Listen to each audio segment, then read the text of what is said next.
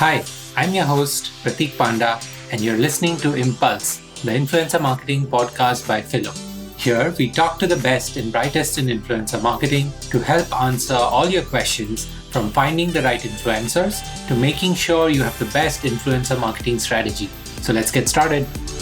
Hello, everybody. Welcome to another episode of Impulse, the influencer marketing podcast. And joining us today is Lloyed Lobo, an accomplished entrepreneur, podcast host, and community builder. As the co-founder of Boast, he's transformed the landscape of R&D tax credits for startups in the US and Canada and employs a variety of AI-based tools. Along with this, he's an expert in the community-led growth model and a driving force behind Traction, which is a global entrepreneurial community facilitating actionable advice from large companies and well-known names like Google, Shopify, Uber, and so many others.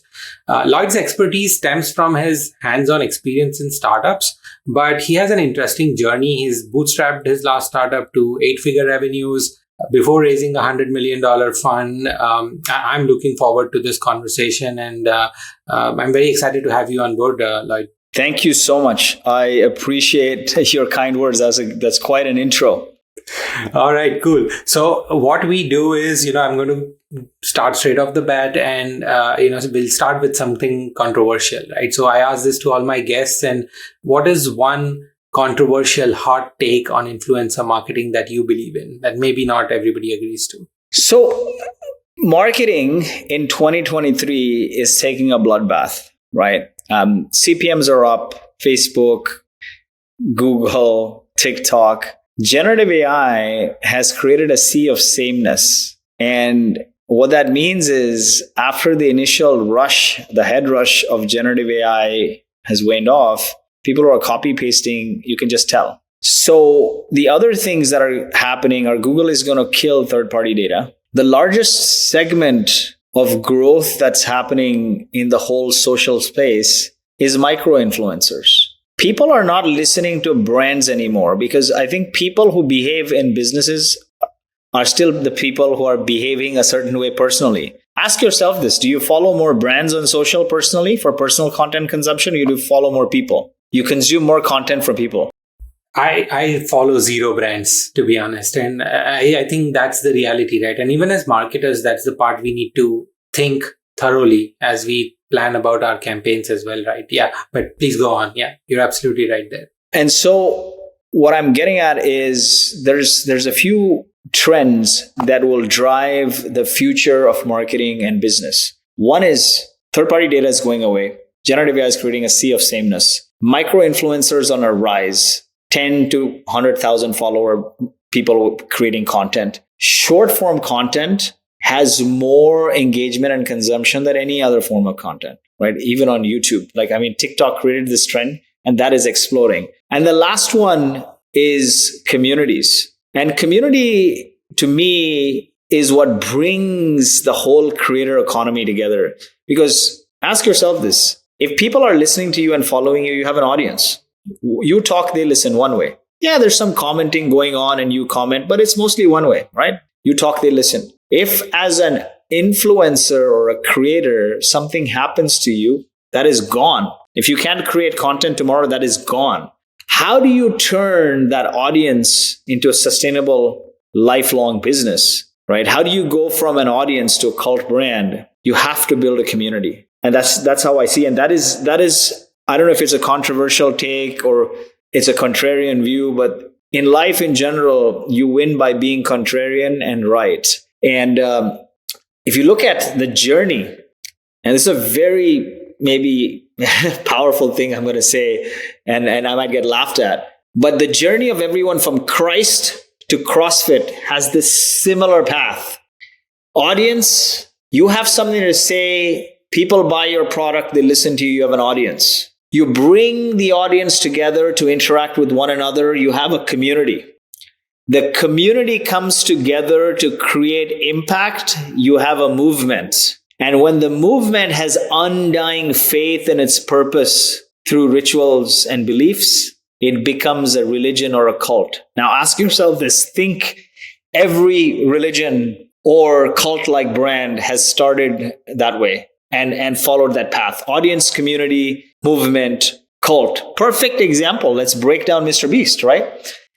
He was creating content repeatedly, consistently. And so consistency, as my, Jason Lemkin, person I consider a mentor, he wrote the foreword in my book. He says, consistency is the secret ingredient that turns small actions into big outcomes. Consistency is the secret ingredient that turns small actions into big outcomes. So Mr. Beast was consistently creating content over time. He never stopped. And most people, they stop just before the inflection point. Then he started bringing those people together. Then he started leveraging those people to create impact, right? $20 million raised to clear 20 million pounds of plastic from the sea, or $30 million raised to create 30 million pounds of plastic. So those kinds of things, $20 million raised to plant 20 million trees. So you create a movement. And then once people start following you because of the things you do, because of the beliefs and coming around the rituals, you become a movement. Harley Davidson, this company almost went bankrupt in the 80s, okay, when the Japanese manufacturers came in and commoditized electronics, right? Think about it. Brands in general, every innovation turns into a commodity, right? Yesterday's innovation is today's option and tomorrow's commodity. Yesterday, you had the GPS, then it became you couldn't get your hands on it, right? Everyone wanted the GPS. Then it was an option in the car, and today there's CarPlay. Some cars don't even have it anymore. It's back to just connect to CarPlay. Why do you need to have this, maintain your own firmware and software for a GPS system? Just connect CarPlay. But if you see, yesterday's innovation always becomes tomorrow's commodity. But if you build a community, you won't become a commodity. Apple never competes on features. Talks about the greater purpose of the community, the aspiration. And their ads and marketing is playing to the aspiration of their ideal customers, their community. Whereas their competitors are dashing about features. So that's how, that's a very, I don't know if it's a controversial take, but you can't build a long-term sustainable brand without a community. You'll have an audience, you'll die someday and the audience is gone. But if you don't turn that audience into a community, there's no hope for building something lasting, right, beyond you. Then it becomes about the purpose. It goes from being centered around you to being centered around the purpose when people keep coming together to create impact, right? And so if you look at it, even CrossFit to Bitcoin is a cult right now. One would say it is a religion. You argue with them about their beliefs and they'll cut you. But they didn't start that way. Started with an audience and build a community and created a movement, and then leverage rituals like coming together and doing certain core actions repeatedly, having a place, a home, those kinds of things. And then it became like a place, a congregation, and then it became a cult, a religion. Yeah, and I think one of the key things that you pointed out here was the difference between audience and community, and how do you go from building audiences to then converting them to a community. Let's talk about some examples or some actionable advice there, right? Like, let's say you're a brand, you've started building that audience and you have a few 100,000 followers and stuff. How do you go about converting those into a community? What's the most important thing to do? Definitely. I think let's take it one step even behind, right? Like, let's take it all the way to you're starting from zero. Where do you start, right? Because not a lot of people are cut out to build communities. I think the first step is figuring out, do you embody the ethos of giving and bringing people together? If you're in it to make money, you'll never build a community, or your community won't sustain. If you ask yourself, how do I make money on this? Then there are different ways. Monetize your audience, like sell ads, sell them stuff and be done with it. Or do sales, run Google ads, whatever it is. Don't do community, because community is a labor of love and it takes a long time to build, and it takes even longer to sustain generationally, right? But when you have that, it's not only an acquisition lever, but it's a moat for growth. And so you got to ask yourself, do I have the DNA of giving? And so when I talk to these thousands of community people, I found common traits amongst them, common values, which was they drive connection. They run autonomously. They give their members autonomy. If you care about control, you can't be a community builder. They want to improve their people and help them become better and better. So there's mastery. There's a great sense of purpose, which is beyond the product or profits. See, in 2023, even though there are layoffs, people have avenues to make money, right? They can consult. There's a record number of people going to solopreneurship. You can do Upwork, you can do you can do Upwork, you can do Fiverr, you can drive the Uber and optimize your taxes as a contractor. So to be able to go and work for somebody or be a part of some community, there needs to be some purpose that's beyond the profits. So what is that greater sense of purpose? There needs to be energy. Oftentimes you may be a part of a great community, but then you get speakers who come on that put you to sleep and you want to leave. There needs to be energy, like Red Bull, how they institute energy into their events. And the last thing is recognition. Proactively recognize the efforts of people, no matter how big or small, will keep them coming back for more, because we're not robots. People are built on emotion. And by saying thank you to somebody and making them feel good, they want to come back and do more. So you need to embody these values, these common values. I call them CAMPER: connection, autonomy, mastery, purpose, energy, recognition. If you proactively have that in your DNA, you'll build long-term, you have the foundation for building communities. The second thing is honing in your ideal customer profile. Like figuring out this underserved niche, who they are, what are their goals and aspirations, where do they eat, breathe, drink, sleep. And that is important, because if you create content for everybody, you're creating content for nobody. So you need to figure out what is this underserved niche and how I can deliver outsized value to them compared to everyone else. What is this great value? And I keep adding more and more value to them. Like Jason Lemkin, who we all know of SaaStr, has a rule to add one great piece of value to the community every year and one small piece of value to the community every year. So figure out that underserved niche and draw out their circle of influence, meaning who are other influencers in the space they listen to, so you can understand the content they listen to, so you can create outsized value, or you can invite them as guests.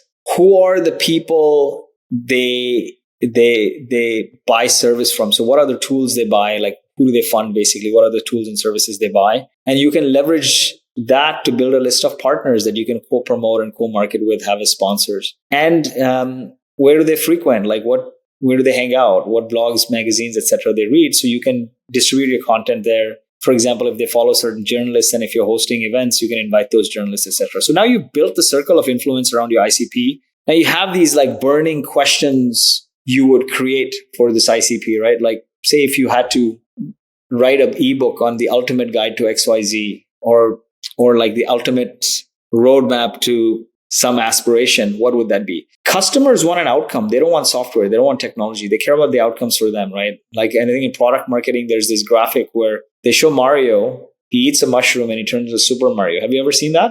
Right? And most people sell the mushroom. What you should be selling is Super Mario, which is the aspiration, which is the outcome, right? People want more leads. They don't want marketing automation. So start selling that purpose, that aspiration, which goes beyond your product or service. Fall in love with your customers and help them beyond the product or service. And that is the key. They come to you for that problem to buy your product, but they have a bigger aspiration. And so help them beyond that product or beyond the product or service you offer. And now you start creating content and you start developing the audience, right?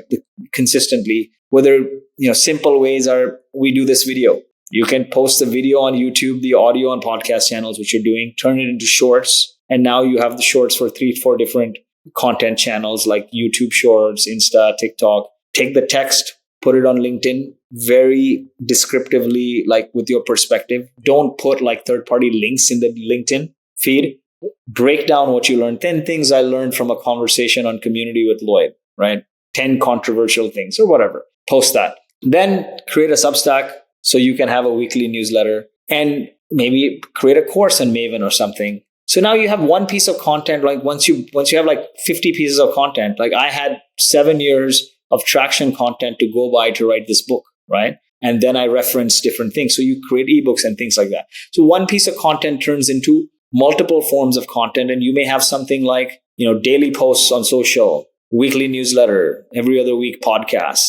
And now, so you start developing this audience based on cadence. Now start bringing this audience together. Maybe we're doing this thing on Riverside. Can you open it up to a large audience so it's bi-directional conversations? Can you create a WhatsApp group? Wherever your audience feels comfortable hanging out and interacting, like you got to ask the audience, right? So if they want to interact more closely, have a WhatsApp group, maybe have a Discord group. Then explore doing in-person meetups. Honestly, anytime you incorporate more than 2 senses, we're sound and sight, but in person, we're taste, touch, smell, we start to build stronger, genuine bonds. think that through, right? Like if we were in person right now, we'd be hanging out for a longer time. Most deals, they used to be done, the biggest deals are done on the golf course. Why do VCs want to meet founders before they invest? Because it creates genuine relationships. So now you've built this audience, start bringing them together in person. Mr. Beast brings people in person. Harley Davidson, Red Bull, CrossFit.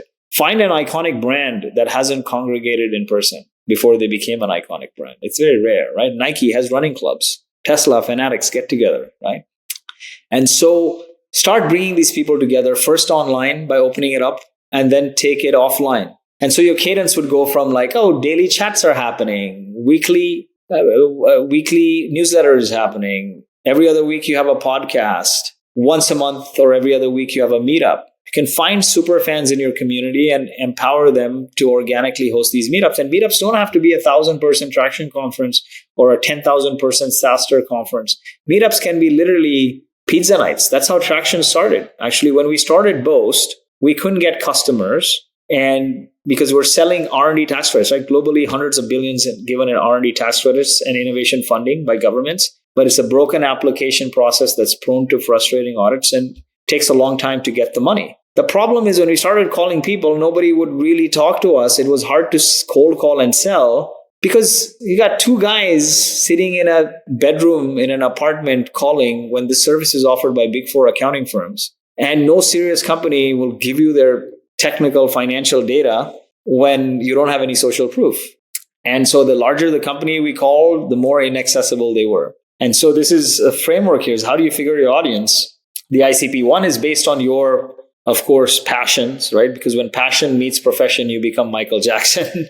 I like to say that. But like what you're interested about and what you can educate people about. The other thing is also like, what is that audience size? Like, is it growing? How easy is it for you to access? And eventually, if you want to convert them to paying people, is there a propensity to pay there? How hard or easy it is? So what we found is that the ease of access is very hard everywhere, except with startup founders. And this was a time, 2012 or so, when there weren't podcasts.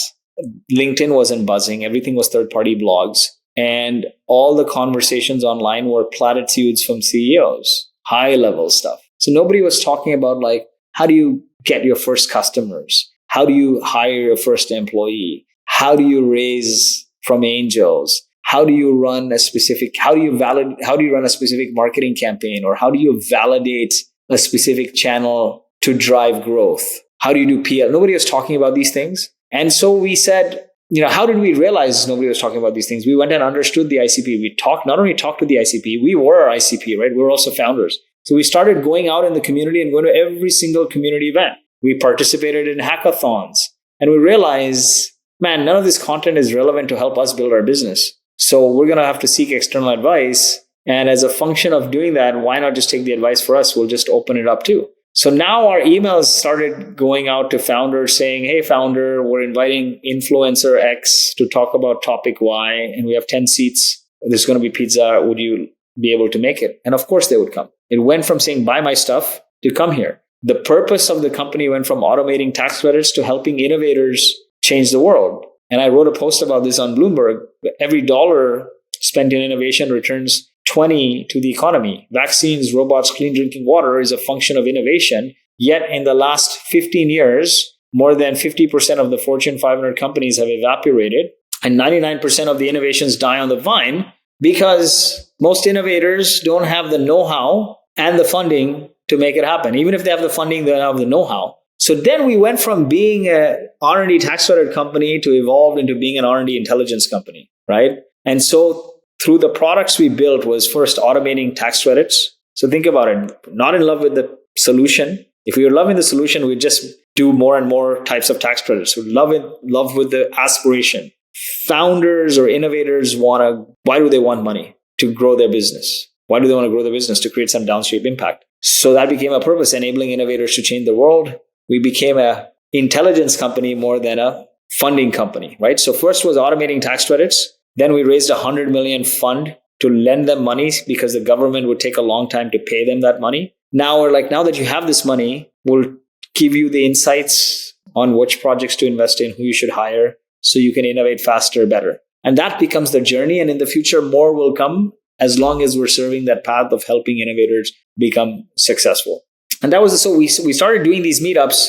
First meetup, 10 people showed up. Next one, 20 people showed up. More and more people would show up. One day we had 200 people show up to a pizza night in a co-working space. And they're like, listen, it's not a meetup anymore. It's a conference. And then we met Ray Walia at Launch Academy, which is a nonprofit incubator, became great friends. And because we had no resources, we said, we're good at bringing content and speakers, and Ray is good at logistics. His family used to organize Bollywood concerts. So we came together to build this traction community. And fast forward today, it's 120,000 or so subscribers. And we've done between live, digital events, hundreds of events over the last 7 years. So I think you have to start with the purpose and have the DNA of giving, and then understand your niche, your audience, so you can serve them through content. And once it's resonating and they are engaging, then you need to bring them together. And once you bring them together, then figure out what downstream impact you can co-create that is beyond your offering, that is aligned with the greater purpose, like Mr. Beast did, or like Harley Davidson does. And that will turn into a movement. And then figure out what rituals you can imbibe, right? What are some core actions of your community? So if you think about it, the core action of YouTube is posting, or is it scrolling, right? What is the core action of doing it? But figure out the core action of your product. What are the one thing that people do over and over again that if they didn't, your product would be meaningless, your community would be meaningless. So figure out that core action, think through YouTube, think through Instagram. What is that core action? And think about the core action for your community or your product. And initially, you drive that core action through external triggers, right? Email, push notifications, whatever it is. Eventually, though, if that core action goes from being an extrinsic motivation or trigger to an intrinsic, then you can start making it a ritual. And if you combine rituals with beliefs around a purpose greater than your profit or product, and that happens consistently with a cadence, then it becomes a cult. So that's how I explored that in the book. That's amazing. And, the key thing here is that, the purpose matters, and that's what things start from. And then, another thing that you mentioned is being consistent.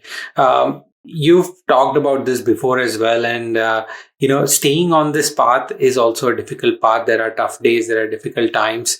How do you continue to keep yourself motivated, especially when, building this community is hard work, right? It takes years of effort to build a sustainable, community. And like you said, the purpose cannot be, how do I monetize this community? The first purpose has to be, how do I help this community and how they are going to help each other? And then at some point, it's going to get to a point where there might be some potential to monetize, right? But how do you last through this phase when it is so hard to build this community? And, you need to have some... So let's first, before we dive in, explore why communities die, okay? One of the top reasons why communities die is, one, it doesn't make money. So at some point, you got to figure out some monetization strategy. Not on day one, but you have to have that in mind.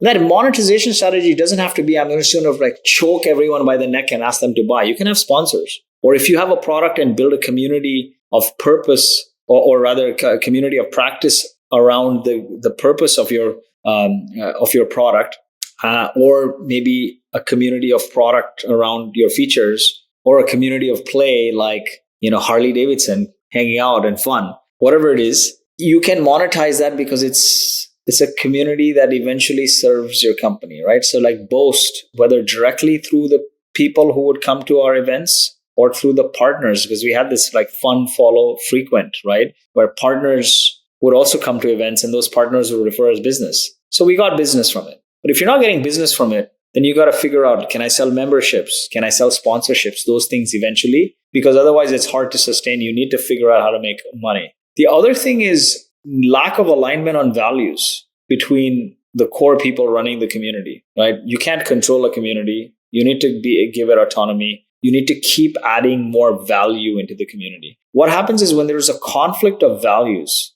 if you and I don't see eye to eye and we're running the community together, initially when you're trying to survive, when you're poor, you don't think about values. But as you grow, those sort of conflict of values cause erosion.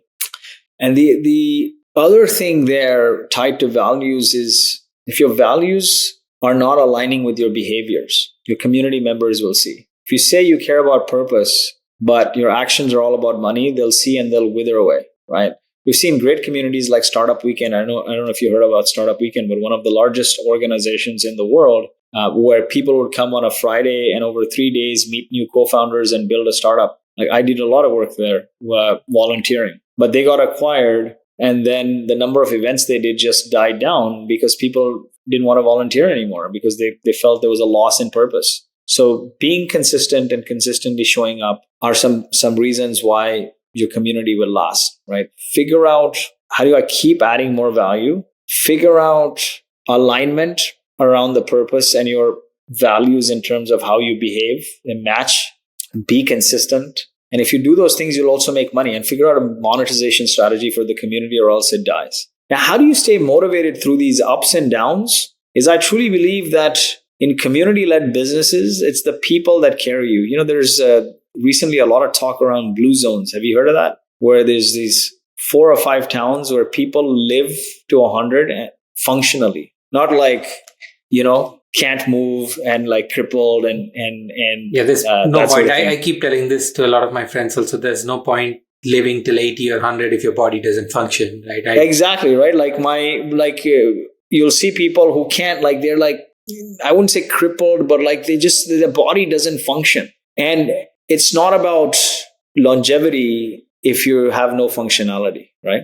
I'd rather live less and be functional than live long and be dysfunctional. That is the reality. So these 5 cities or towns rather, there's a couple of the others. I'm going to read the traits over here that are non-community related, but the traits are, one is plant-based diet. I personally don't agree with plant-based diet because I am a ketogenic consumer. Moderate calorie intake, regular physical activity in groups, so like walking, gardening, etc. So now these are the community ones, right? Regular physical activity, social engagement, sense of purpose, stress reduction, strong family bonds, and spirituality, meaning belonging to a spiritual group. So you got spirituality, belonging to a spiritual group, strong family bonds, sense of purpose, social engagement, and group-like physical activity. The 5 things are all community related. And what that tells you is when you're surrounded by great companions, your mind calms itself, right? Like the log is really big, the load is really big when you're tackling it alone. When you're tackling it with people, the load feels small. So finding the right companions is very important. So I was a refugee of the Gulf War, right? And it is probably the largest grassroots evacuation ever. Because there was a time where there were no cell phones and no internet. And when the war hit, I went down the building with my dad and looked at these concerned faces. And very immediately, people started coming together.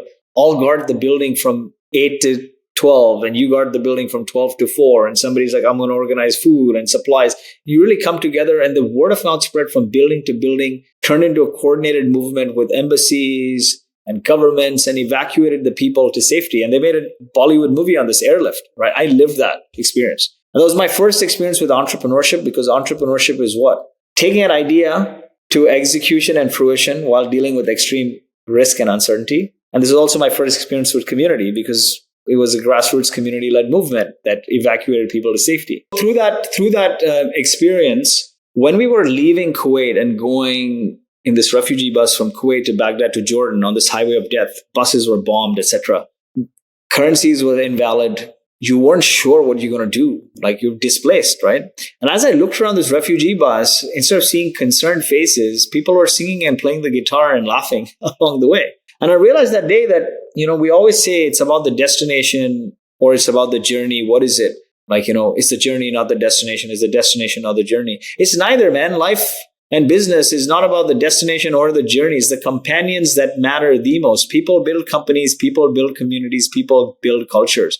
You could be on a crappy journey on the way to hell. Great companions make it memorable. Have you ever been in a situation where you're having expensive food and sipping expensive wine, but like you just want to get out of there because of the companions there? My grandparents and my mom grew up in the slums of India. My grandparents had 10 siblings. Every year I would visit from Kuwait.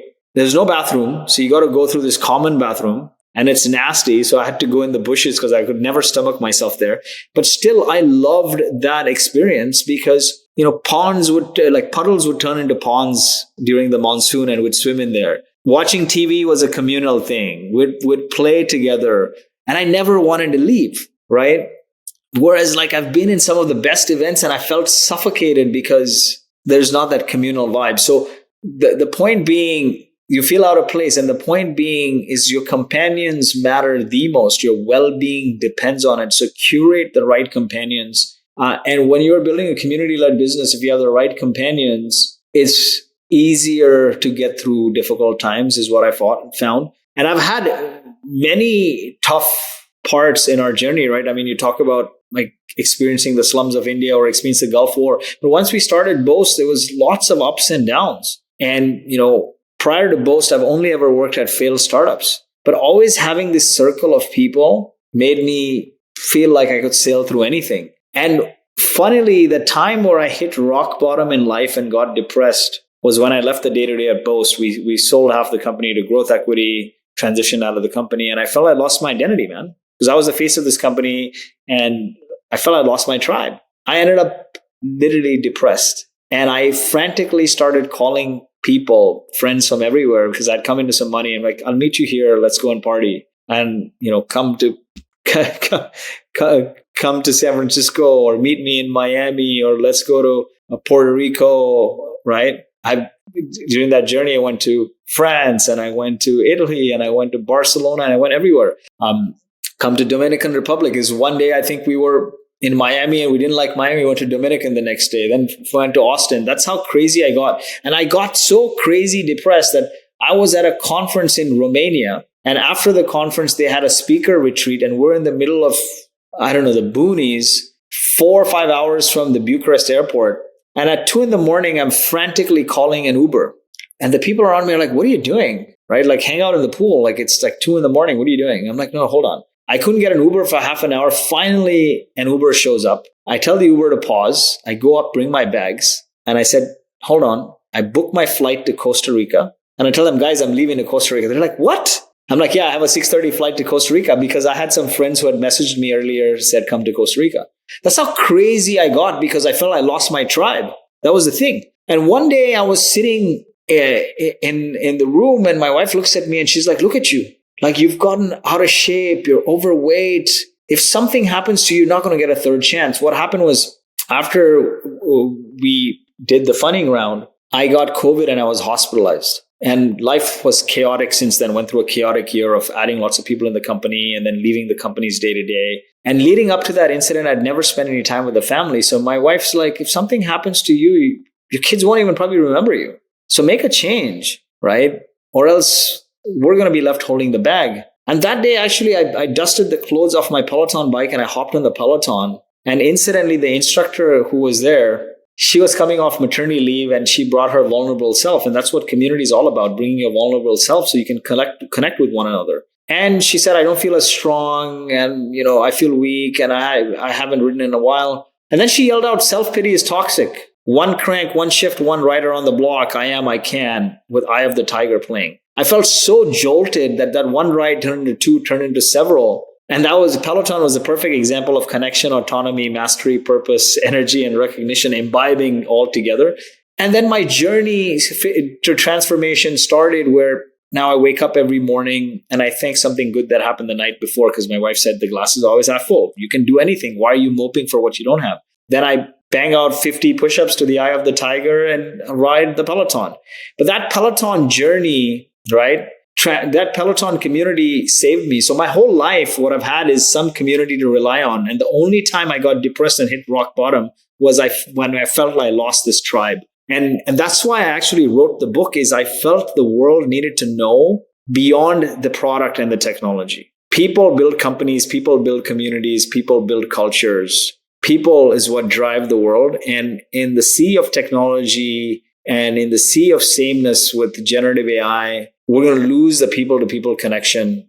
And until the world is full of robots, you can't build sustainable businesses without having a people-to-people connection without a community. You can't build a cult-like iconic brand without a community. Brands of yesterday were built on what they told the world about themselves, and brands of the future will be built on what the community says about them. Yesterday's innovation is always tomorrow's commodity, but if you build a community, you won't be a commodity. Since you mentioned we'll just do a quick thing. Since you mentioned the book that you're talking about, can you tell us what the book is titled? When is it out? What's it about? And why should people read it? Definitely. So as I talked to thousands of community leaders and I became a community member behind the scenes at different community groups like On Deck, SaaStr, NAS Daily, which is a big creator community. You've heard of NAS Studios, right? Or the YouTuber NAS Daily. I joined many communities. I rewatched 7 years of Traction content, and I researched all these communities. I came up with like 13 common rules to build iconic brands with community-led growth. Legendary brands from Apple and Atlassian to Harley Davidson and HubSpot and CrossFit and everyone in between has a very common theme, which is centered around community-led growth. And I wanted to educate the world on the power of community, starting with my personal experiences, in the sense inspired by my personal journeys, like mapping that, like why was I happier hanging out in the slums, or why was the Gulf War so impactful, or how were we able to bootstrap Boast to 10 with this community, or why I hit rock bottom and got depressed when I left the day-to-day of the company. And then again, the community pulled me forward. And then it drew me to look into all these iconic brands and found those common themes. So the book is called From Grassroots to Greatness, 13 Rules to Build Iconic Brands with Community-Led Growth. It's for pre-sale on FromGrassrootsToGreatness.com or on LloydLobo.com. All right, that's awesome. Thank you so much, Lloyd. I think this was an amazing conversation. Lots of helpful information through this, and I'm pretty sure that our listeners would want to listen to this episode a few times to register so many bits of information that's in there. And I know that we have a lot more to talk about, and maybe we will catch up again another time. But for now, thank you so much for spending so much time with us. Thank you so much. Hope it was good. Impulse, the influencer marketing podcast, is brought to you by Phyllo. Phyllo is the easiest way to get access to authenticated creator data from hundreds of different platforms. To know more about Phyllo, visit getphyllo.com. That's getphyllo.com. Also, make sure to search for Influencer Marketing Podcast in Apple Podcasts, Spotify, Google Podcasts, or any of your favorite podcast listening platforms. And don't forget to click subscribe so you don't miss out on any future episodes. On behalf of the team here at Phyllo, thank you so much for listening.